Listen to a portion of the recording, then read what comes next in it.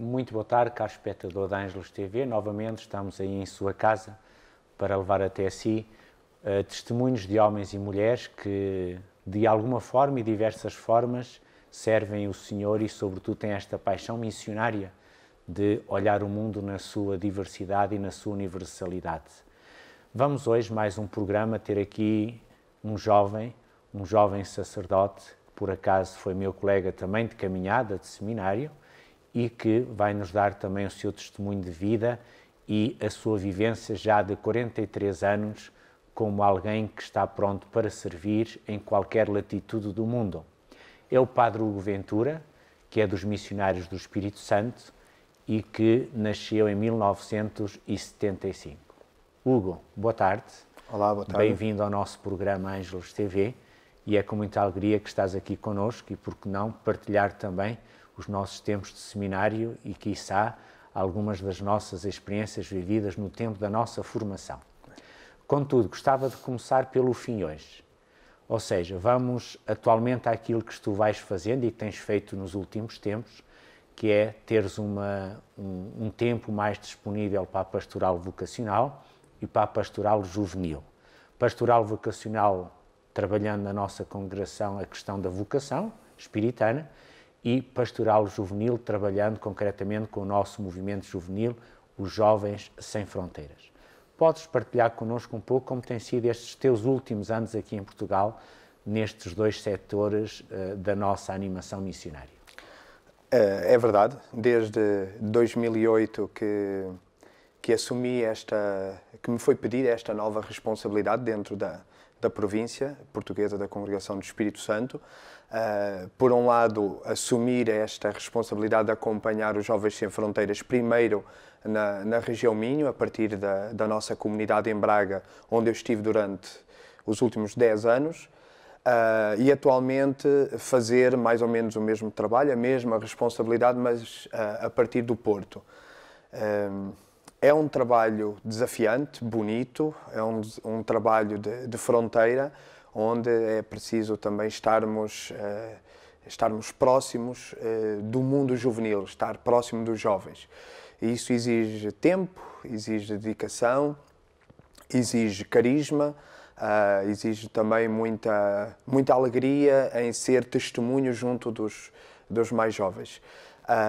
Com os Jovens Sem Fronteiras, em particular, sendo assistente regional e atualmente como assistente nacional dos Jovens Sem Fronteiras, pois a nível de cada região, principalmente naquilo que foi os últimos 10 anos, como referi, então acompanhando a coordenação da região Minho, nas diferentes atividades, programando as atividades, estando presente nesses acontecimentos, em atividades nacionais e também a nível da pastoral juvenil e vocacional. Então aí talvez uma dimensão um pouquinho diferente, onde a gente procurava estar presente em algumas escolas, sendo a figura do missionário que nas aulas de religião moral muitas vezes aparecia a convite dos próprios professores, que davam o meu testemunho, convidava outras pessoas também a dar o seu testemunho missionário, vocacional, de certa forma tentando rasgar horizontes a muitos dos nossos jovens que não têm a mínima noção do que é isto de ser igreja, de ser cristão, de ser missionário, daquele que vai, que parte, que anuncia Jesus Cristo, né? E isso foi também uma experiência muito bela durante esses anos, indo às diferentes turmas de catequese, desde os mais pequeninos até aos mais jovens, sempre com esta dimensão do testemunho, da presença, dos jovens que faziam muitas perguntas, e aí a nossa disponibilidade para escutar as perguntas que nos são feitas, porque muitas vezes eles não têm esta oportunidade de estar com um missionário, com um sacerdote, e fazer determinadas perguntas e inquietações que eles têm e que as fazem, e que nós temos que as ouvir e tentar responder dentro daquilo que é a nossa experiência. Então foram estes últimos 10 anos assim vividos com muita proximidade, com muita disponibilidade dentro deste espaço mais juvenil, mais a nível da região norte do país, mas também um bocadinho presente noutros espaços do nosso país e, inclusive, também acompanhando alguns Jovens Sem Fronteiras em experiências missionárias noutro contexto, então fora do país, em países de língua oficial portuguesa. Já lá vamos a essas experiências missionárias extramuros, como eu costumo dizer também, que são experiências verdadeiramente com outra paixão e com outra vivência. Gostava, antes de mais, de perguntar-te, portanto, a juventude sempre foi um desafio grande para a Igreja, ao longo dos tempos, e atualmente a preocupação da Igreja com o mundo juvenil e com a pastoral juvenil. Como é que vês hoje a pastoral juvenil, assim, na nossa Igreja em Portugal, na sua generalidade, e o que é que nós, como Igreja, podemos estar neste planeta jovem e tentar cativar a nossa juventude para que também a sua juventude seja uma presença na Igreja? Acredito que viemos há pouco tempo deste sínodo que procurou refletir, este sínodo dos bispos, que procurou refletir exatamente sobre esta dimensão, os jovens, a fé e o discernimento. E uma das conclusões, acredito que vejo pela minha experiência, que tem muito a ver com isso mesmo, que é a presença. É muito importante, neste contexto da pastoral juvenil, do mundo juvenil, estar presente, ter disponibilidade para estar com os jovens. E aí, pronto, confrontamos-nos muitas vezes, nós enquanto sacerdotes, ou enquanto religiosos, ou enquanto líderes nas diferentes comunidades, temos determinadas prioridades que às vezes é difícil a gente conseguir gerir, sabendo que há responsabilidades que são do dia-a-dia das nossas comunidades paroquiais, por exemplo, se aqueles que são padres e que são párocos, que exigem um acompanhamento de uma comunidade que exige um determinado ritmo de vida, e a pastoral juvenil exige uma disponibilidade maior, não é? Em que por vezes a gente entra em horários que são horários um bocadinho diferentes daquilo que é o habitual, não é? Onde a gente tem que às vezes entrar um bocadinho mais pela noite dentro. Mas acredito que, acima de tudo, a nossa presença enquanto missionários, enquanto testemunhas alegres, qualificadas, testemunhas de missionários que se sentem realizados e que fazem essa proposta de vida aos jovens, dizer, olha, esta é uma proposta bela, bonita de vida, porque não também vocês aceitarem este desafio para vocês? Então acredito que é uma dimensão muito importante. E vejo que um dos segredos, uma das dimensões importantes é essa mesmo, que aqueles que estão dedicados a esta pastoral tenham, de certa forma, uma prioridade para que haja esta disponibilidade no sentido dos diferentes desafios, deslocações e tudo mais que são apresentados e que nós possamos estar. E aí sim, então ajudar os jovens a fazer essa descoberta, a descobrir Deus nas suas vidas, a aprender a rezar na presença de Deus, não é? Muitas vezes ao longo da catequese e às vezes até mesmo nos grupos de jovens há muita teoria a respeito de Jesus Cristo, mas experimentar esta relação com Deus, descobrir como é bom rezar, estar na presença de Deus, descobrir como é que Deus foi estando e me acompanhou e vai me acompanhando na minha vida. E de que forma é que, por eu acreditar em Deus, querer ser seguidor de Jesus, isso me faz tomar determinadas opções na minha vida, que nem sempre são simpáticas, que às vezes exigem esforço e exigem sacrifício, mas que depois são propostas alegres, felizes de vida. Essa é a proposta que Jesus fez para os seus discípulos e hoje faz para cada um de nós, mais velhos, e para os jovens também. Não é? Resumidamente, a maior alegria que tens sentido trabalhando nos jovens? É uma alegria de sentir um pai que vê os filhos a fazer o seu caminho. E tem sido uma experiência muito interessante. Maior dificuldade?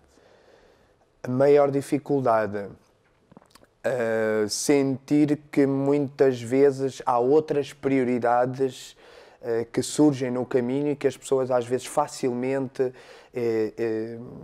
enfim, largam tudo por causa de outros projetos, por causa de outras ideias sedutoras, bonitas, interessantes, mas que se enquadram noutros caminhos. Maior sonho para o futuro?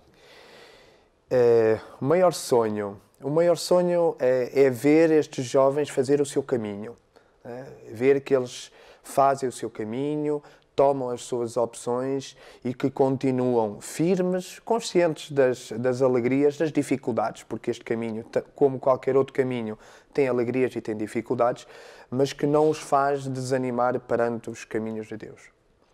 Vamos agora à tua parte missionária fora de muros ou então além fronteiras.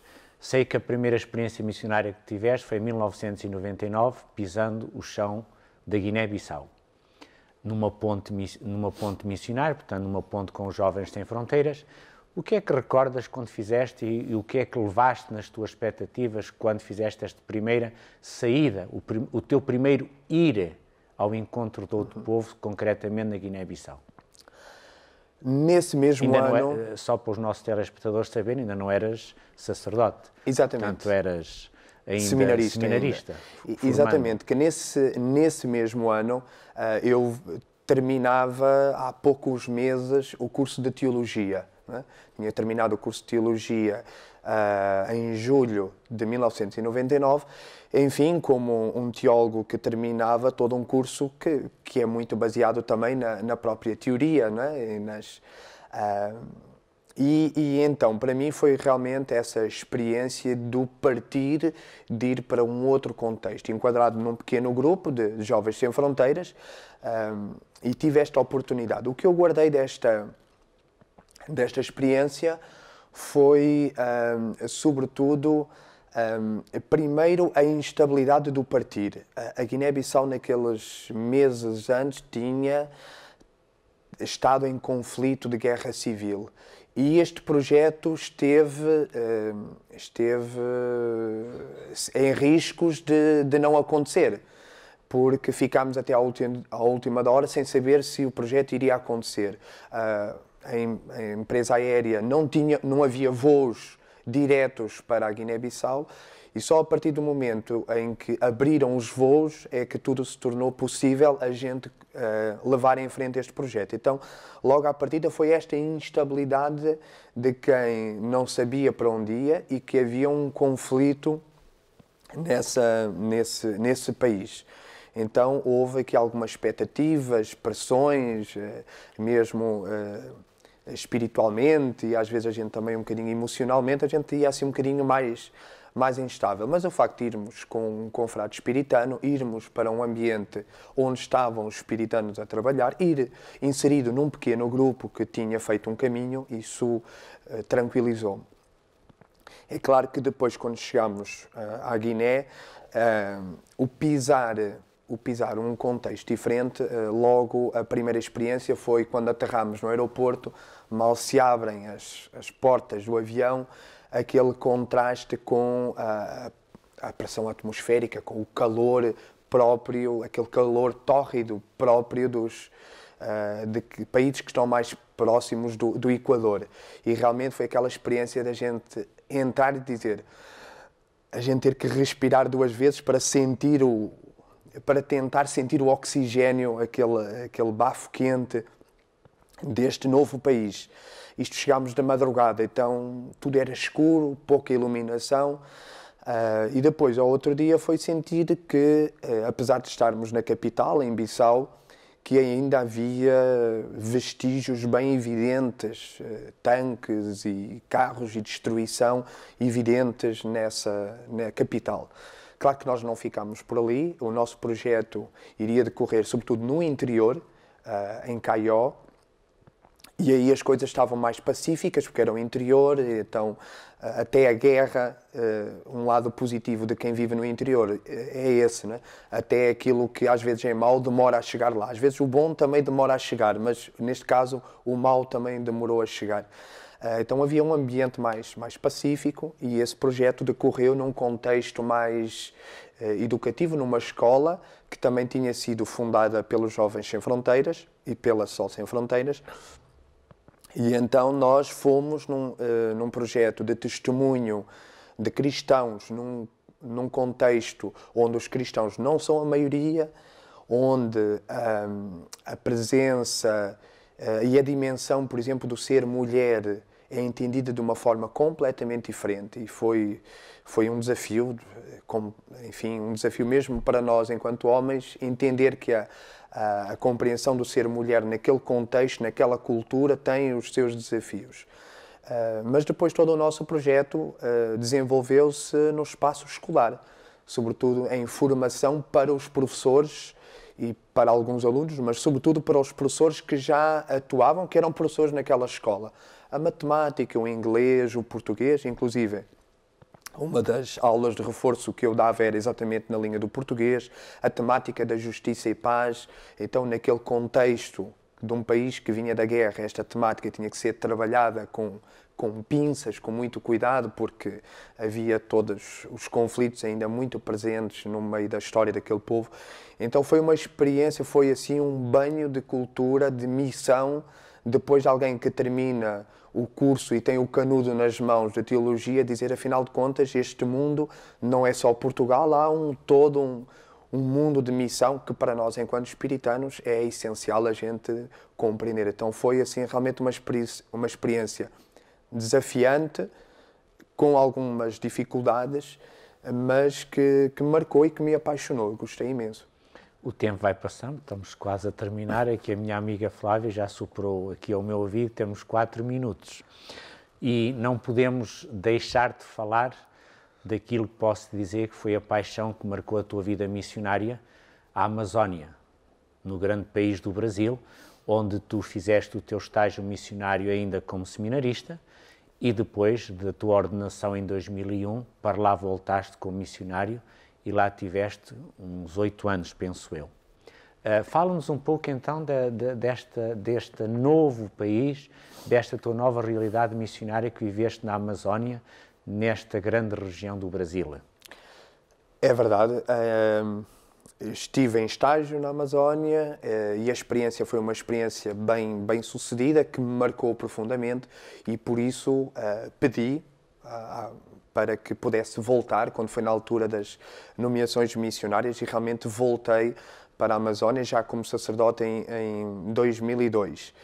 Realmente a Amazónia é uma região do nosso planeta que é pouco conhecida, é cheia de muitos mitos e de muitas lendas, que continuam a alimentar um bocadinho o psicológico do ser humano.